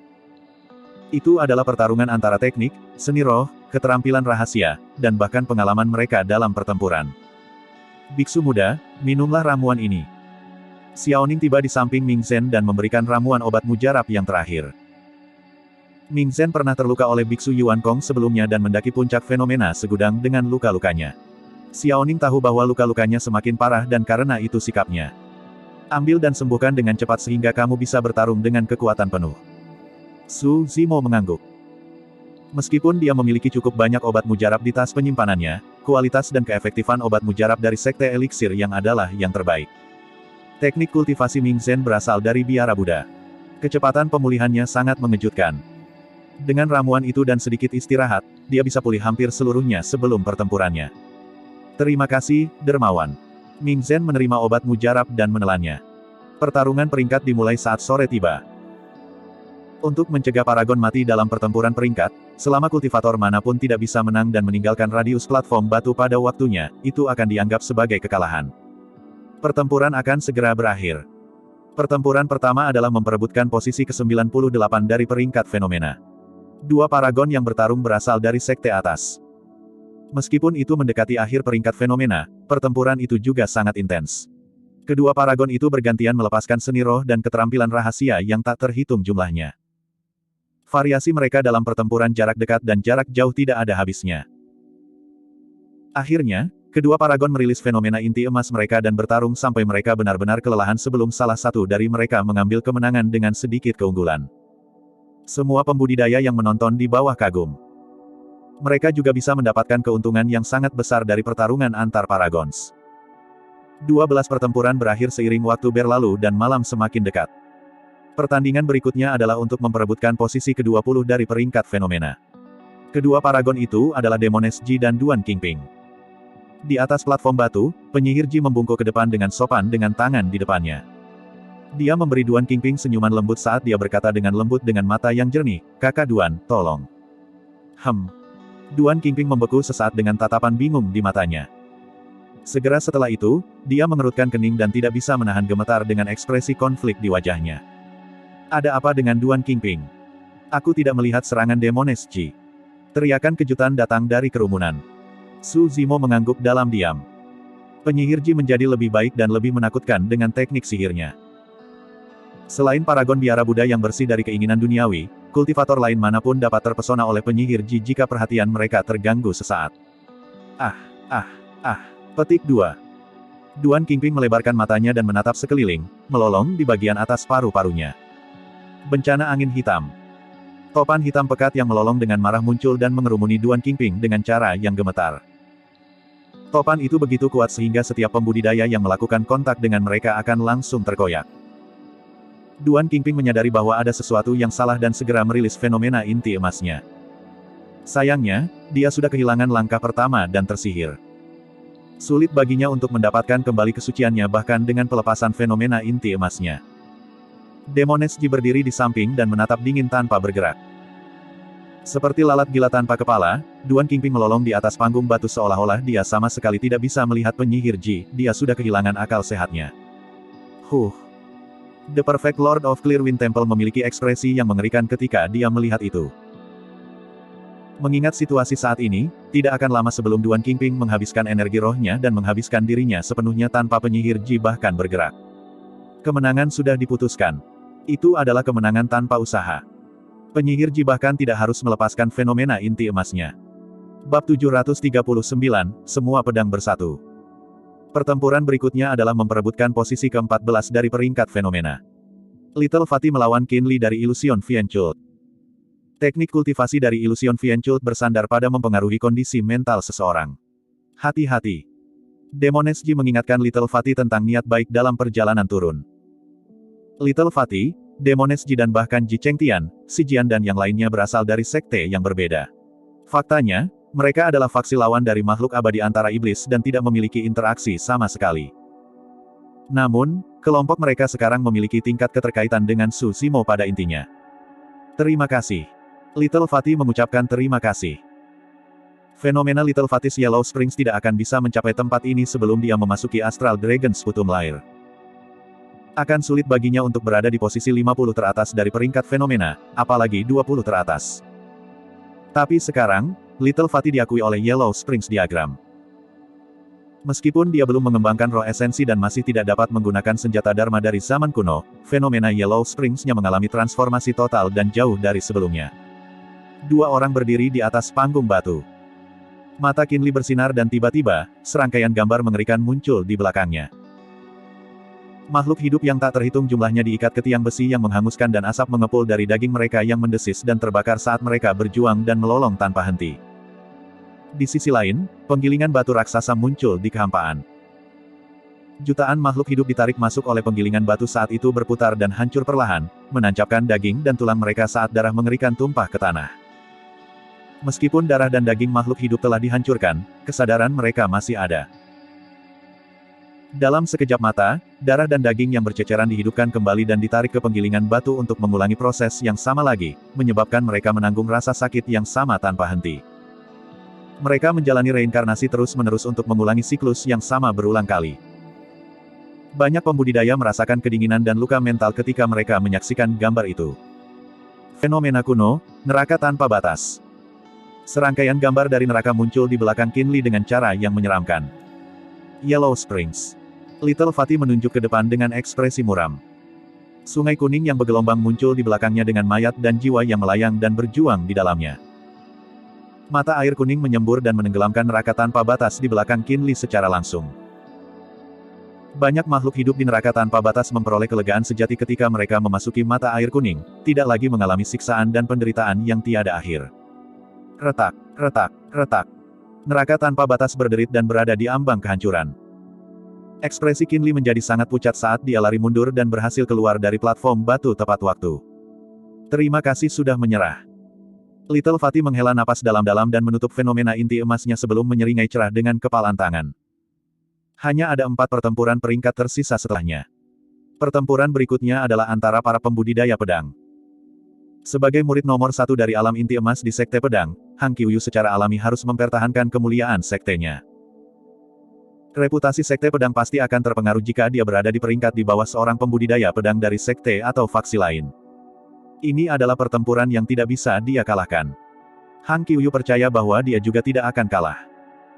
Tidak mungkin fenomena kuno pedang sekte, pedang Qi mengejutkan, akan kalah dari pedang meliputi surgawi orang ini. Keduanya berdiri di atas panggung batu. Bahkan sebelum pertarungan dimulai, penguasa pedang sekte yang sempurna berbicara, apakah Anda bersedia untuk bergabung dengan sekte pedang? Banyak pembudidaya di sekitarnya yang terlihat iri.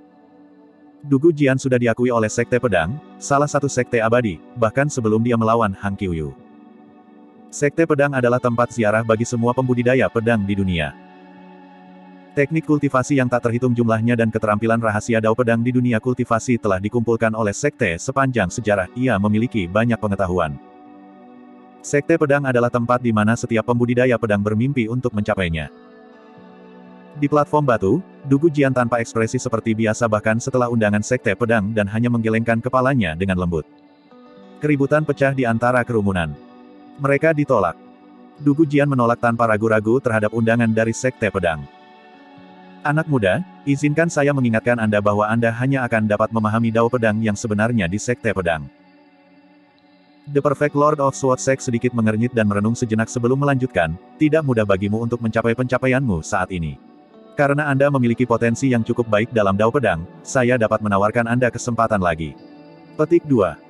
Dugu Jian menatap pedang di tangannya dan hanya menggelengkan kepalanya lagi. Seolah-olah tidak ada yang lain di dunia selain pedang di tangannya. Dia tidak percaya pada sekte manapun atau klan bangsawannya. Satu-satunya hal yang dia percayai adalah pedang di tangannya. Aura Dugu Jian tidak cocok dengan siapapun di sekitarnya dan dia memancarkan kesepian yang tak terlukiskan. Dia adalah jenis pembudidaya pedang yang benar-benar menakutkan. Pikirannya ringkas dan dia tidak terganggu oleh apapun. Penguasa pedang sekte yang sempurna tanpa ekspresi dan tidak mengatakan apa-apa lagi. Pertempuran dimulai. Berdengung, berdengung. Hampir di waktu yang bersamaan. Dugu Jian dan Han Qiuyu menyerang pada waktu yang hampir bersamaan ketika dua lampu pedang yang tak tertandingi melintas di udara. Mereka menghilang seketika dengan kecepatan yang sangat cepat. Segera setelah itu, dua percikan darah berkedip. Keduanya terluka pada saat bersamaan. Itu terlalu cepat. Banyak pembudidaya bahkan tidak bisa bereaksi tepat waktu. Kedua balok pedang itu menangkis saat mereka melakukan kontak dan kedua belah pihak sudah terluka. Han Qiuyu dipukul di kaki kanan dan Dugu Jian dipukul di lengan kiri. Kedua luka mereka sangat dalam dan jubah mereka langsung ternoda merah. Luka mereka bahkan memiliki pedang Qi yang sangat kuat. Dengan demikian, luka mereka hanya bisa pulih setelah pedang Qi dibersihkan sepenuhnya. Namun, tak satu pun dari mereka memiliki kesempatan dalam pertarungan sengit di mana mereka tidak bisa diganggu. Pembudidaya pedang memiliki kekuatan membunuh yang paling menakutkan. Satu momen gangguan bisa mengakibatkan kematian. Keduanya menyerang sekali lagi di waktu yang hampir bersamaan. Dentang, dentang. Pedang mereka bertabrakan berulang kali di udara dan mengeluarkan suara benturan logam saat bunga api terbang kemana-mana. Sosok mereka terjalin dan hanya terpisah lagi setelah 3 detik. Gelombang keterkejutan dan keheranan bisa terdengar dari kerumunan. Lusinan luka muncul di kedua tubuh mereka. Beberapa dalam sementara yang lainnya dangkal. Nyatanya, beberapa dari mereka memperlihatkan tulang putih di bawah daging, tulang itu hampir terpotong. Dugu Jian tidak bisa bertahan melawan pedang Han Qiuyu. Namun, Han Qiuyu juga tidak bisa bertahan melawan keganasan Dugu Jian. Keduanya basah kuyup dan ki darah mereka memburuk. Jika kebuntuan berlanjut, ada kemungkinan kemenangan bisa ditentukan dalam sepersekian detik. Pedang ki yang mengejutkan. Hang Qiuyu merilis fenomena warisan sekte pedang dan sepetak pedang ki berkumpul dengan rapat di belakangnya. Itu sangat tajam dan melesat ke arah Du Gujian. Pada saat yang sama, Hang Qiuyu menggigit lidahnya dengan lembut dan mengeluarkan aliran darah esensi yang memercik ke garis pedang ki. Kekuatan fenomenanya melonjak tajam. Seketika, ekspresi Hang Qiuyu menjadi sangat pucat. Itu adalah keterampilan rahasia sekte pedang dan aliran darah esensi mengambil banyak korban pada inti ki seseorang, itu adalah gerakan yang tidak akan dia gunakan kecuali itu benar-benar diperlukan.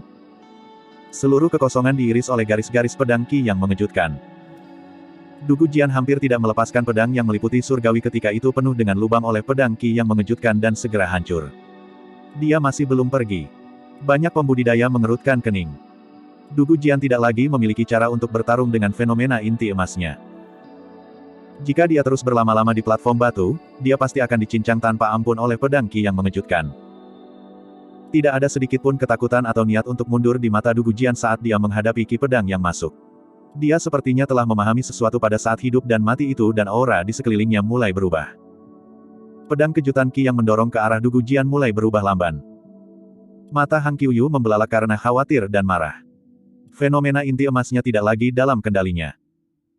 Tepat di depan tatapan yang tak terhitung jumlahnya, garis-garis pedang ki jatuh di depan Du Gujian, seolah-olah ditundukkan olehnya.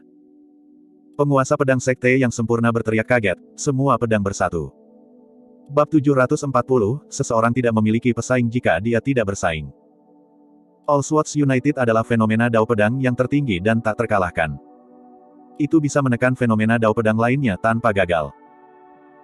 Di masa lalu, Kaisar Pedang dari Tianhuang Daratan membudidayakan semua pedang bersatu dan mengendalikan semua pedang di dunia, setiap pedang di jalannya ditundukkan sepenuhnya. Sepanjang sejarah, bahkan untuk pembudidaya sekte pedang, hanya 10 orang yang berhasil membudidayakan semua pedang bersatu. Ke-10 dari mereka berakhir sebagai ahli tingkat atas yang memerintah dengan dominasi. Di platform batu, kekuatan fenomena milik Du Gujian awalnya akan bubar. Namun, dalam sekejap mata, kekuatan yang lebih kuat turun. Ribuan pedang ki yang mengejutkan menari dan berputar di udara, melesat liar dengan aliran cahaya yang menyilaukan di belakang mereka. Meskipun mereka sangat tajam, mereka tidak bisa melukai Du Gujian sama sekali. Faktanya, saat pedang Kis hendak menyerang Du Gujian, mereka mengubah arah dengan gesit dan melilitnya. Saat dia berdiri di dalam garis tebal pedang ki, tepi Du Gujian bersinar lebih terang dan meskipun matanya kosong, mereka menyerupai dua pedang tajam. Murid Hang Qiuyu mengerut saat dia merasakan bahaya. Tidak baik. Dia khawatir secara internal dan melepaskan teknik melarikan diri pedang dari sektenya tanpa ragu-ragu untuk melaju keluar dari platform batu. Sinar pedang yang berbeda berkedip seketika. Sosok Hang Qiuyu menghilang dari platform batu. Kecepatan teknik gerakannya benar-benar mengejutkan. Beberapa sekte super di dunia kultivasi akan memiliki teknik pelarian rahasia. Sebelumnya, Su Cheng merilis teknik kabur dari istana petir Zephyr Thunder Escape, untuk melarikan diri dari genggaman Su Zimo. Beberapa teknik pelarian rahasia tingkat atas bisa menandingi dan bahkan melampaui kecepatan Naschen Souls selama ledakan singkat. Blood Escape yang telah dibudidayakan Su Zimo adalah salah satunya juga. Dentang, dentang, dentang. Di bawah kendali Du Gujian, ribuan pedang kejutan ki melesat di udara dan menembus lokasi di mana Hang Qiuyu berdiri, meninggalkan bekas luka pedang di tanah. Kemenangan sudah diputuskan saat Hang Qiuyu keluar dari platform batu. Untuk paragon dengan level itu, hampir tidak mungkin untuk membunuh mereka jika mereka bertekad untuk melarikan diri. Du Gujian melompat turun dari platform batu dalam diam. The Perfect Lord of Swordsek sedikit mengernyit dan menatap punggung Du Gujian dalam pikiran yang dalam. Itu turun ketiga pertempuran peringkat terakhir. Selanjutnya adalah Biksu Jian Kong dan Ming Zhen. Biksu Yuan Kong menatap Ming Zhen dari atas dan tiba-tiba bertanya, "Ming Zhen, dari mana Anda mendapatkan sutra teratai Dharma mistis?" Ming Zhen mengerutkan kening dan tidak segera menjawab. Meskipun dia tidak berpengalaman dalam urusan duniawi, dia tidak bodoh. Biksu Wei Fu dari biara berlian di samping menunduk dengan tatapan membara. Dia menyalurkan teknik suara Sanskerta dari biara-biara Buddha dan bertanya dengan keras, seperti lonceng, "Ming Zhen, izinkan saya bertanya, apakah 5 sila agama Buddha?" Ming Zhen berkata dalam-dalam dengan ekspresi tegas, "Tidak membunuh, tidak mencuri, tidak berzina, tidak berbohong dan tidak mabuk." "Baik. Biksu Wei Fu mengangguk. Karena Anda memahami bahwa Anda tidak boleh berbohong, Anda tahu bahwa Anda tidak diizinkan untuk mengatakan kebohongan dan sampah. Izinkan saya bertanya kepada Anda, di mana Anda mendapatkan sutra teratai Dharma mistik dan siapa yang mengajarkannya kepada Anda? Petik 2. Biksu Yinlu mengerutkan kening. Jelas sekali bahwa Biksu Wei Fu dan Yuan Kong menyimpan desain pada mistik Dharmic Lotus Sutra. Namun, Biksu Wei Fu lihai dan mengeluarkan 5 ajaran Buddha untuk mendorong Ming Zen ke jalan buntu sebelum memaksa yang terakhir untuk mengungkapkan rahasia di balik sutra teratai Dharma mistik. Biksu Wei Fu sebenarnya memperingatkan Ming Zen bahwa seorang biksu tidak boleh berbohong. Ming Zen menjawab dalam-dalam dengan ekspresi tenang, mengenai sutra teratai Dharma mistis. Pada saat itu, dia berhenti tiba-tiba. Terlepas dari biksu Yuan Kong dan Wei Fu, bahkan jiwa baru lahir lainnya diam-diam membuka telinga mereka dan menunggu jawaban Ming Zen dengan penuh semangat. Jika mereka dapat memperoleh petunjuk atau petunjuk yang berguna dalam kata-katanya, mereka mungkin dapat menemukan teknik kultivasi dan keterampilan rahasia yang tak terhitung jumlahnya yang ditinggalkan oleh biara Fahua. Cepat dan bicaralah. Biksu Yuan Kong mendesak, di mana sutra teratai Dharma mistik? Ming Zen menggenggam telapak tangannya dan menjawab dengan sungguh-sungguh, para beku seharusnya tidak melakukan kebohongan. Mengenai mistik Dharmic Lotus Sutra, saya tidak ingin membicarakannya. Petik 2. Keheningan membanjiri lingkungan mereka. Kamu. Petik 2. Wajah biksu Yuan Kong dan Wei Fu langsung membeku. Apa maksudnya bahwa dia tidak ingin membicarakannya? Tidak peduli berapa banyak mereka bersekongkol, mereka tidak mengharapkan balasan dari Ming Zen. Little Fox tidak bisa menahan tawa tertahan. Memang, Ming Zen tidak berbohong, itu hanya karena dia tidak ingin membicarakannya. Jawaban sederhananya menyelesaikan pertanyaan mengganggu yang diajukan oleh dua penguasa sempurna dari biara Buddha. Benar-benar lidah yang fasih. Biksu Yuan Kong berkata dengan ekspresi menghitam, Jian Kong, ajarkan biksu muda ini sebuah pelajaran dan tunjukkan padanya kemampuan sebenarnya dari biara Buddha. Biksu Jian Kong mengangguk dan pandangannya ke arah Ming Zen menjadi lebih dingin. Biksu muda, kalahkan dia. Ji Chengtian, Little Fatty dan yang lainnya bersorak untuk Ming Zen. Su Zimo diam saja. Dia tidak khawatir tentang pertempuran itu. Ming Zen mewarisi warisan dari dua sekte super, Fahua dan biara Daming. Paling tidak, tidak ada orang pada tingkat yang sama yang dapat dibandingkan dengannya dalam hal pemahaman mereka tentang agama Buddha dan kemampuan mereka dari biara-biara Buddha. Di atas platform batu, Mong Jiankong tidak ragu-ragu dan segera merilis fenomena inti emasnya. Ledakan. Di udara, pagoda Buddha raksasa turun perlahan dengan kekuatan yang menakutkan. Itu memancarkan kecemerlangan terang seolah bisa menekan semua kejahatan. Ada total 7 lantai ke pagoda dan masing-masing lantai diukir dengan kata-kata Sanskerta yang memusingkan. Pagoda 7 lantai. Pagoda adalah menara Buddha. Di biara-biara Buddha, pagoda 7 lantai adalah yang terbaik. Ada 3 tingkat dalam fenomena warisan biara Hollow, lantai 3, lantai 5 dan pagoda 7 lantai terkuat ini. Sepanjang sejarah, hanya biksu yang memiliki kebijaksanaan agung dalam Buddhisme yang dapat mengembangkan pagoda 7 lantai. Biksu Jiankong mengambil posisi lotus dan tangannya bergeser berulang kali untuk membentuk segel. Aliran cahaya Buddha yang dibuat dengan energi roh keluar dari ujung jarinya dan melonjak ke pagoda lantai 7. Pagoda 7 lantai bersinar terang. Omamehum, 1. Saat pagoda 7 lantai turun, pernyataan Buddha terdengar dari dalam. Itu menggerakkan pikiran seseorang sedemikian rupa sehingga mereka ingin bersujud dan memberi hormat secara tidak sadar. Jika itu kasus para pembudidaya yang menonton di sekitarnya, tekanan pada Ming Zen bisa dibayangkan. Amitabha. Ming Zen memiliki ekspresi tenang dan sedikit menundukkan kepalanya. Dia menggenggam kedua telapak tangannya sebelum meneriakkan proklamasi Buddha dengan lembut. Di belakangnya, teratai hijau muncul dan mekar lembut dengan cahaya Buddha yang terang yang sepertinya bisa membersihkan dunia dari semua kejahatan. Teratai hijau naik perlahan dan menghentikan turunnya pagoda lantai 7. Berderak, berderak. Meskipun tidak ada ledakan yang mengguncang dari tabrakan dua fenomena besar agama Buddha, seluruh platform batu berderit. Sementara pagoda 7 lantai kuat, ia tidak bisa melakukan apapun pada teratai hijau yang murni dan tanpa cacat itu. Mata biksu Jiankong melebar dan wajahnya mulai berubah saat dia terus dipenuhi dengan energi roh. Telapak tangan Ming Zen tergenggam bersama saat dia melafalkan sutra Buddha dengan lembut dengan kepala menunduk. Sepertinya dia menjalani hari budidaya normal di dasar lembah pemakaman naga. Su Zimo berkata dengan lembut, Jiankong kalah. Jiankong sangat menginginkan kemenangan itu. Karena itu, kondisi mentalnya malah dirugikan. Namun, Ming Zen mempertahankan ketenangan normalnya. Untuk bersaing atau tidak untuk bersaing. Seseorang tidak memiliki pesaing jika dia tidak bersaing. Perbedaan di antara mereka sangat jelas. Ledakan. Ada suara yang memekakkan telinga. Pagoda 7 lantai telah runtuh tetapi teratai hijau masih ada di sana. Biksu Jiankong ambruk ke platform batu dengan ekspresi pucat. Ming Zhen bangkit dan hanya mengangkat kepalanya sedikit untuk mengucapkan terima kasih yang rendah hati sebelum pergi dengan tenang.